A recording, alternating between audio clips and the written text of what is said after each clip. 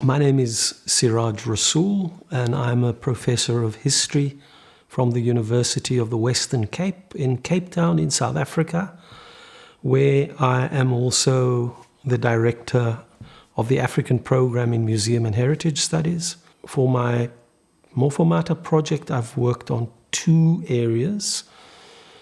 One area involves rethinking political biography.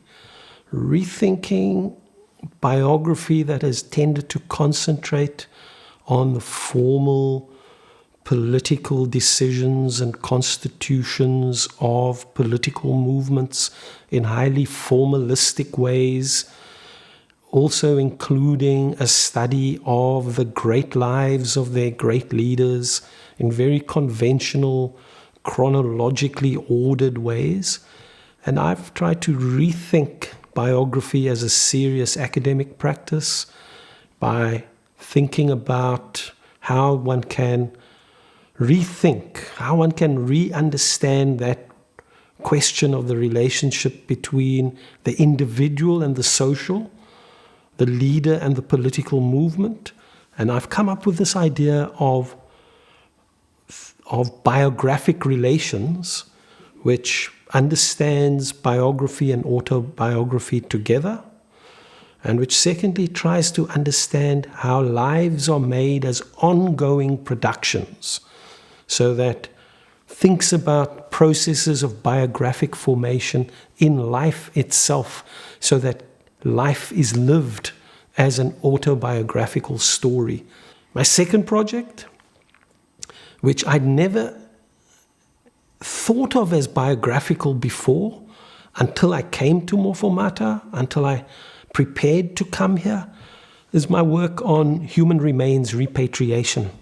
One of the things that I do in my study of museums is I have analyzed the dead Khoisan body as being at the foundation of the modern museum in South Africa, from the late 19th and early 20th centuries, but coinciding with a very important moment when Khoisan bodies were stolen from their graves and brought to museums in Europe. And I've been able to find the evidence of lives of people who died in the Northern Cape, including their names, aspects of their biography, who then ended up being illegally disinterred and brought into museum collections in Europe, sometimes as skeletons, and sometimes even as whole bodies.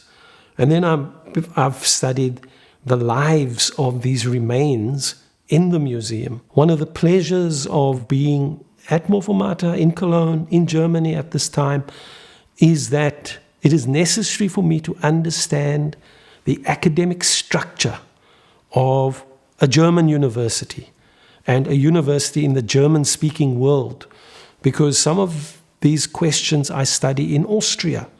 It's also been necessary for me to understand the specific nature of the museum classificatory system in Germany, which is different from the Anglophone world. I must say there are whole disciplines and fields of inquiry in Morphomata in Cologne that I don't normally encounter in Cape Town.